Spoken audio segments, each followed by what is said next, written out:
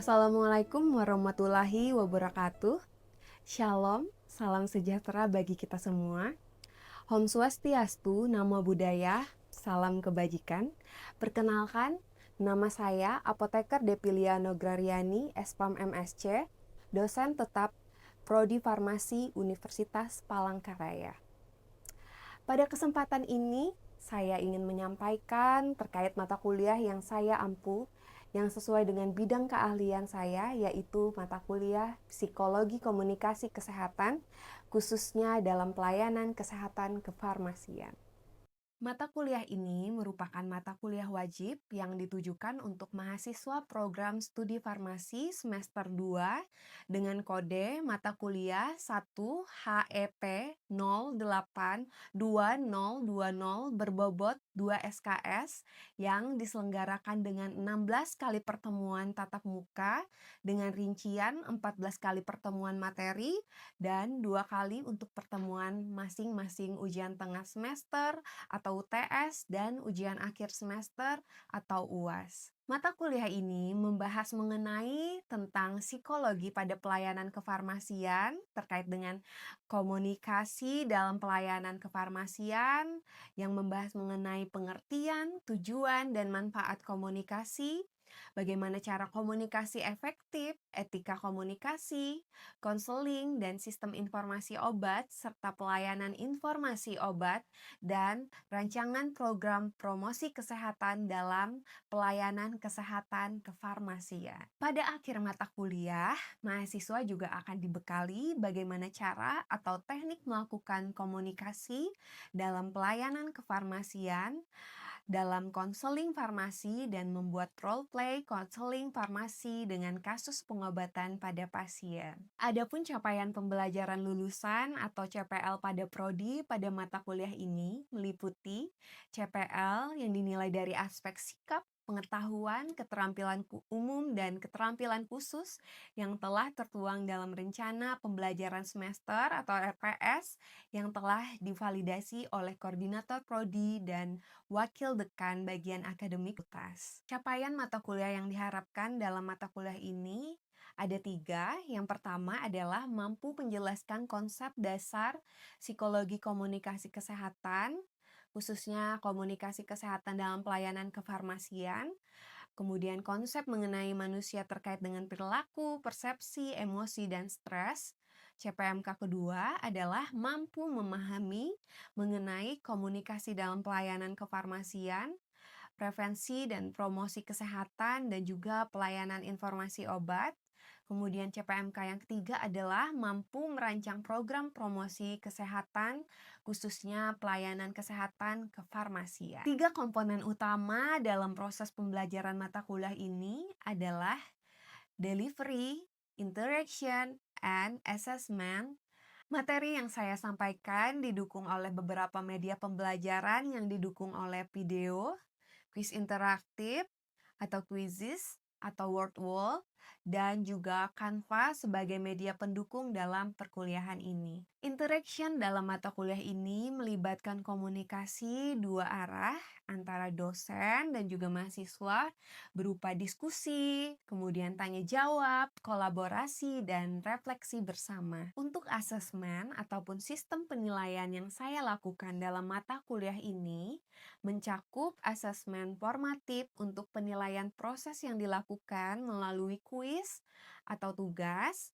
Kemudian selanjutnya penilaian sumatif berupa ujian tengah semester dan ujian akhir semester serta hasil PJBL Project Based Learning yang ada dalam mata kuliah ini. Adapun komponen penilaiannya adalah untuk aktivitas partisipasif atau penyelesaian masalah, bobot nilainya berupa 50%.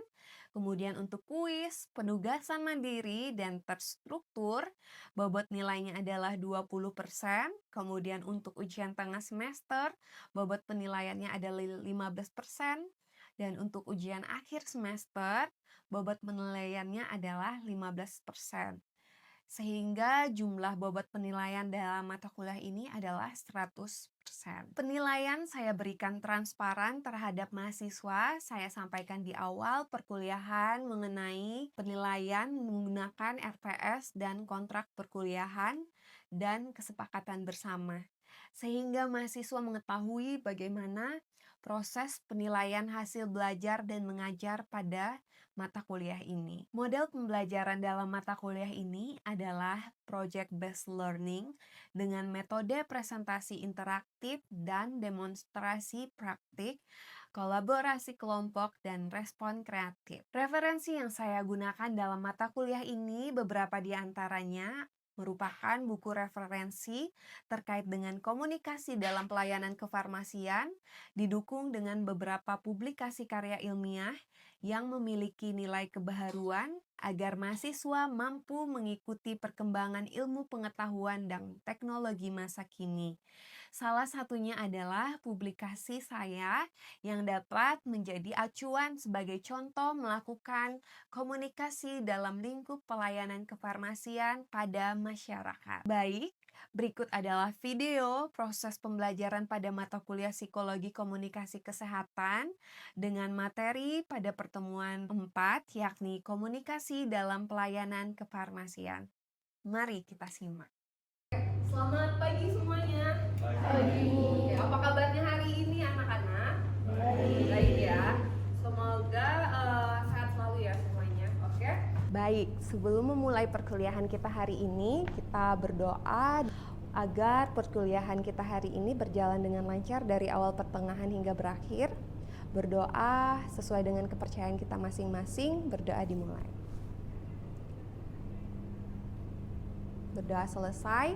Kemudian sebelum kita lanjut untuk ke materi, jangan lupa untuk anak-anak di kelas ini, di kelas ibu ini, untuk melakukan absen ya di aplikasi si Uber kita. Absensi, pengisian kehadiran, itu akan berlangsung dari awal mata kuliah ini sampai dengan nanti kelas kita berakhir. Baik, terima kasih. Kita akan lanjut ke kelas kita hari ini, ke pertemuan 4 mata kuliah Psikologi Komunikasi Kesehatan. Khususnya di pelayanan kefarmasian ya, karena kan ini kita di jurusan farmasi. Kemudian Ibu mau tanya dulu nih, apakah kalian masih ingat materi sebelumnya terkait dengan mata kuliah Psikologi Komunikasi Kesehatan di pertemuan keempat? Oh ingat, ini temannya apa? Kita belajar apa di materi sebelumnya? Jadi yang kemarin itu tentang contoh atau tipe pasien dalam pelayanan kefarmasian. Oke, gitu ya teman-teman yang masih ingat ya. Oke, kita akan lanjut di pertemuan kelima ini mengenai komunikasi dalam pelayanan kefarmasian. Baik, adapun tujuan pembelajaran dalam perkuliahan ini adalah diharapkan setelah mengikuti perkuliahan ini, mahasiswa mampu menjelaskan pelaksanaan dan melaksanakan komunikasi dalam pelayanan kefarmasian. Kemudian ini adalah topik yang akan kita bahas hari ini. Yang pertama-tama itu mengenai pengertian dari komunikasi dalam pelayanan kefarmasian, kemudian ada manfaat, kemudian apa saja yang diperlukan dalam melaksanakan komunikasi dalam pelayanan kefarmasian. Seperti itu ya teman-teman. Kemudian selanjutnya komunikasi dalam asuhan farmasi atau pharmaceutical care itu sangat penting sekali ya. Apalagi nanti kita sebagai tenaga kefarmasian yang akan menjelaskan kegunaan obat, manfaat obat kepada pasien seperti itu. Karena faktanya itu dalam 200 studi penggunaan obat itu mengatakan bahwa 50% penggunaan obat pada pasien itu tidak tepat. Masih ditemukan medication error, entah itu karena pasiennya kurang edukasi, kemudian tidak tahu cara penggunaan obatnya, atau salah menggunakan obatnya. Apa penyebabnya? Terkait dengan adanya kesalahan dalam penggunaan obat itu yang masih ditemui sampai saat ini pada studi-studi untuk penggunaan obat itu adalah yang pertama, kurangnya edukasi pasien. Jadi di sini pasiennya masih belum mengerti bagaimana cara penggunaan obat yang baik dan benar. Kemudian ada praktek layanan farmasi yang buruk, mungkin karena pasiennya terlalu banyak atau overload seperti itu, jadinya pasiennya tidak mendapatkan informasi obat yang lengkap dan tepat dari farmasisnya. Nah, dan yang terakhir ini adalah komunikasi farmasis yang gagal seperti itu. Makanya di sini kita perlu sekali untuk mengerti dan memahami bagaimana cara pelaksanaan komunikasi dalam pelayanan kefarmasian seperti itu ya. Apalagi kalian-kalian ini yang di kelas ini adalah calon farmasis nantinya yang akan berkomunikasi langsung dengan pasien terkait dengan cara penggunaan obat seperti itu. Jangan sampai nanti anak-anak ibu yang di sini semuanya itu melakukan hal ini ya, komunikasi farmasis yang gagal terhadap pasien seperti itu. Oke, kita akan lihat komunikasi dalam pelayanan kefarmasian itu menjalankan dua fungsi utama ya. Yang pertama, dia menetapkan hubungan pasien dan juga farmasisnya. Kemudian ini yang paling penting itu adalah memberikan informasi yang dibutuhkan pasien terkait dengan pengobatan pasien. Kemudian ini adalah salah satu komunikasi dalam pelayanan kefarmasian, itu ada yang namanya konseling farmasi. Konseling ini adalah salah satu bentuk komunikasi dalam praktek kefarmasian. Nah, ini adalah manfaat konseling untuk pasien. Yang pertama itu adalah mengurangi kesalahan dalam menggunakan obat. Kita di sini sebagai calon farmasis, sebagai seorang farmasis nantinya harus mengurangi kesalahan dalam penggunaan obat itu dengan cara menjelaskan tadi informasi tentang obat, kemudian mengurangi ketidakpatuhan karena ada beberapa pasien itu yang masih tidak patuh terhadap pengobatannya karena dia kurang informasi apakah obat ini harus tetap dilanjutkan atau tidak, seperti itu, boleh tidak dilanjutkan. Makanya di sini kita berperan penting sebagai seorang farmasis untuk mengurangi ketidakpatuhan dalam pasien itu menjalani pengobatannya. Kemudian selanjutnya ada mengurangi reaksi obat yang merugikan atau bisa disingkat dengan ADE. Nah, itu kita harus memberikan informasi ya terkait dengan reaksi yang tidak diharapkan untuk pasiennya saat menjalani pengobatannya. Dan yang terakhir itu adalah tentunya untuk memastikan bahwa obat itu digunakan dengan aman dan efektif. Oke, di sini siapa saja yang perlu konseling? Pasien yang diprioritaskan untuk diberi pelayanan konseling obat. Yang pertama itu adalah pasien swamedikasi atau yang mengobati dirinya sendiri. Di sini di kelas ini anak-anak di sini ada yang pernah jadi pasien swamedikasi seperti itu saat datang ke apotik. Apa kalian pernah beli obat di apotik? Pernah ya. Nah, yang kedua ini adalah pasien geriatri atau pasien lansia ya yang sudah berumur seperti itu. Dan yang ketiga adalah pasien yang dirujuk oleh dokter, yang dititipkan sama dokternya kepada apoteker atau farmasisnya karena pasien tersebut mendapatkan banyak obat misalnya atau perlu penggunaan khusus tentang obat, contohnya kayak penggunaan obat insulin yang disuntikan langsung di perut atau di kulit dari pasiennya sendiri. Kemudian apa saja yang diperlukan untuk melaksanakan konseling farmasis? Oke, ini ya, yang pertama itu teknik komunikasi. Komunikasi itu ada komunikasi nonverbal, berdasarkan empati antara kita sebagai seorang farmasis dengan pasiennya. Kemudian komunikasi tulisan dan juga komunikasi lisan atau langsung. Ada yang tahu ini gambar apa? Etiket obat. Benar ya kata Nanda, ini adalah gambar etiket obat. Ini adalah salah satu contoh komunikasi tertulis untuk kita dengan pasien dari farmasisnya dalam pelayanan kefarmasian. Etiket obat ini adalah salah satu contoh komunikasi tertulis. Nah, ini instruksi khusus dari farmasis ya. Jadi yang mengeluarkan ini nanti, yang menyiapkan ini nanti adalah bagian di farmasisnya di dalam apotek. Kemudian selanjutnya ini adalah beberapa informasi obat pada praktek pelayanan kefarmasian. Boleh dibaca satu-satu dari ujung sana. Silakan. Informasi obat pada praktek pelayanan kefarmasian. Yang Ada. pertama, nama obat. Kemudian Ada khasiat obat. oke. Ada kontraindikasi. Efek samping dan cara mengatasi. Lalu ada cara pemakaian. Nanda. Kemudian ada dosis. Kemudian ada waktu pemakaian. Kemudian hal yang harus diperhatikan sewaktu minum obat. Kemudian hal yang harus dilakukan jika memakai obat. Dalam Kemudian cara penyimpanan obat. Kemudian cara memperlakukan obat sisa. Kemudian cara membedakan obat yang masih baik dan sudah rusak. Oke, jadi yang kalian sebutkan tadi adalah beberapa contoh dalam informasi obat dalam praktek pelayanan kefarmasian ya. Jadi ini adalah contohnya yang harus kita sampaikan informasi obatnya kepada pasien nantinya. Pada dasarnya itu lebih ditekankan pada informasi farmakoterapi ya, yang disesuaikan dengan kebutuhan serta pertanyaan pasiennya.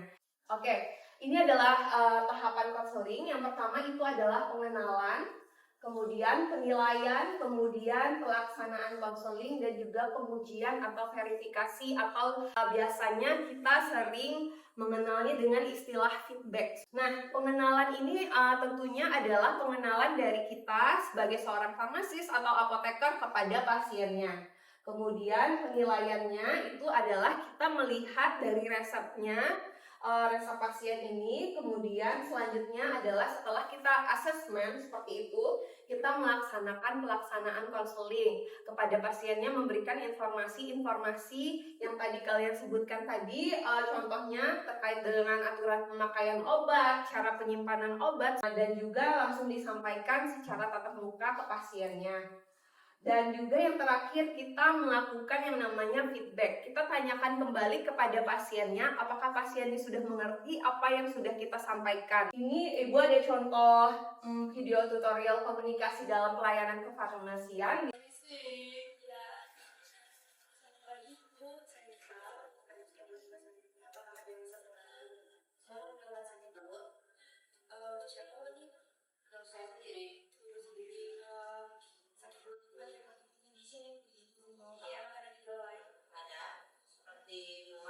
Ini adalah contoh dari pelaksanaan konseling ya, pelayanan konseling obat untuk pasien swamedikasi. Jadi dia datang sendiri ke apotek seperti itu, dia bertanya kepada farmasis atau apotekernya bahwa dia sedang sakit perut seperti itu, kira-kira apa rekomendasi obat yang dapat diberikan kepada pasien ini.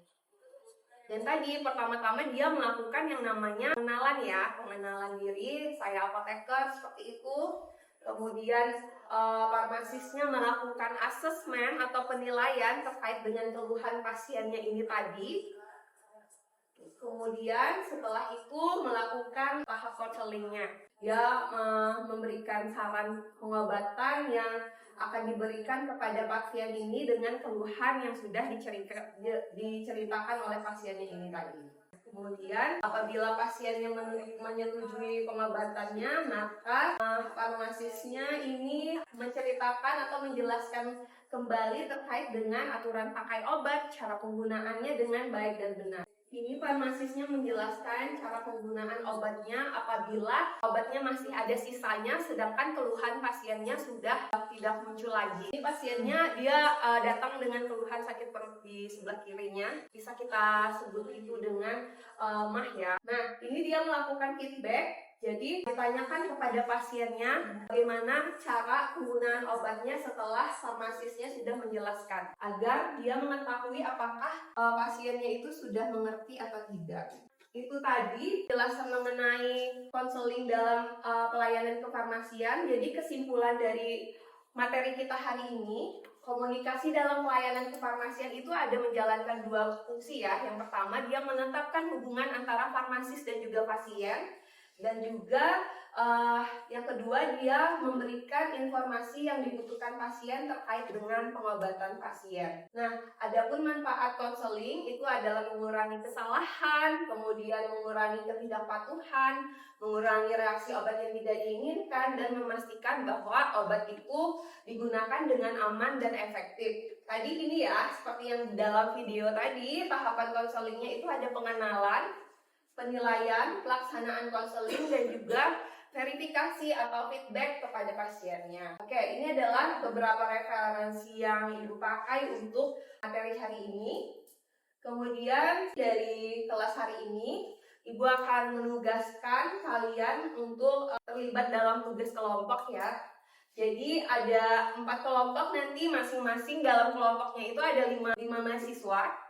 Kemudian tugasnya adalah membuat role play mengenai bagaimana komunikasi yang baik dan benar seorang farmasis dalam memberikan konseling dan pemberian informasi obat kepada pasien. Nanti kelompok 1 akan menjelaskan batuk, penyakit batuk. Kemudian yang kelompok 2 itu akan konseling dengan pasien yang sedang pilek. Kemudian yang kelompok 3 akan jelaskan atau diskusi tentang pasien tentang alergi. Dan yang keempat itu yang mengalami demam. Apakah ada pertanyaan untuk tugas kelompoknya? Kalau tidak ada yang ditanyakan, nanti kelompoknya, penentuan kelompoknya Ibu serahkan ke komite kelas ini ya, untuk dibagikan seperti itu. Oke, ada pertanyaan dari kelas kita hari ini teman-teman? Ada. Saya izin bertanya. Oke, Najibah silakan bertanya. Kan biasanya pasien itu ada yang lansia kan, Ya. mungkin kita akan susah gitu atau sulit untuk berkomunikasi dengan pasien yang lansia. Itu apakah ada solusinya?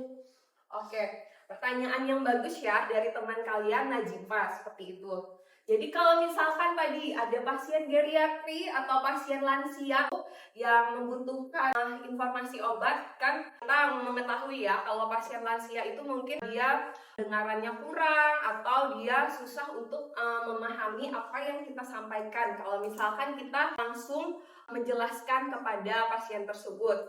Oke, pertanyaannya bagaimana solusinya apabila menemukan kasus seperti itu ya nanti di lapangan ya.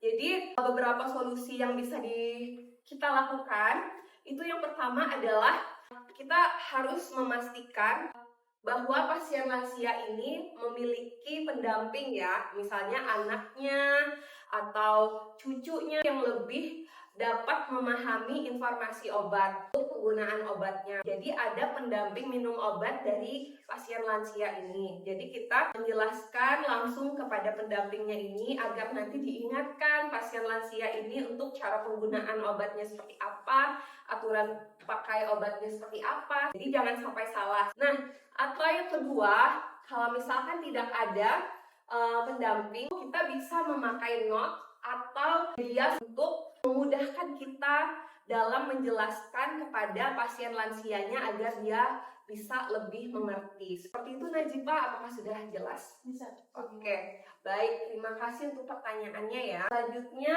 kalau tidak ada yang mau bertanya lagi, kita akan masuk ke kuis ya. Jadi nilai kuis ini adalah salah satu proporsi nilai di dalam mata kuliah ini. Silahkan di-scan atau kalian bisa masuk langsung ke web Join My Quiz ini. Silahkan dibuka aja. Ini adalah pertanyaannya seputar kuliah kita tadi ya, materi kuliah kita tadi. Oke, sudah masuk semua? Silahkan diselesaikan ya. Hanya seputar materi yang tadi Ibu jelaskan ya, tentang komunikasi dalam pelayanan kefarmasian. Baik, kalau sudah selesai semua, terima kasih sudah join di kuisnya. Untuk nilainya nanti akan Ibu sampaikan. Dan ini adalah penuntut dari Ibu. Jadi percaya bahwa anak-anak di sini adalah akan menjadi farmasis yang baik nantinya ke depannya ya. Memiliki komunikasi dalam pelayanan kefarmasian yang baik. Kemudian, sekian dan terima kasih untuk kelas hari ini. Nanti kita akan jumpa lagi di pertemuan selanjutnya, di pertemuan ke-6 ya, mengenai pelayanan informasi obat. Terima kasih anak-anak semua hari ini. Terima kasih.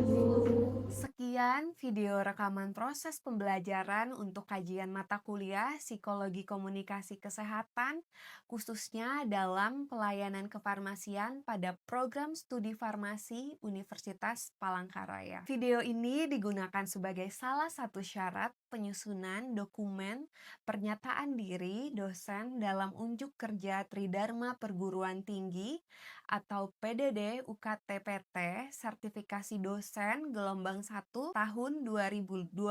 Semoga dengan adanya video ini dapat menjadi pertimbangan yang baik dalam proses penilaian sertifikasi dosen Gelombang 1 tahun 2025. Akhir kata saya ucapkan terima kasih.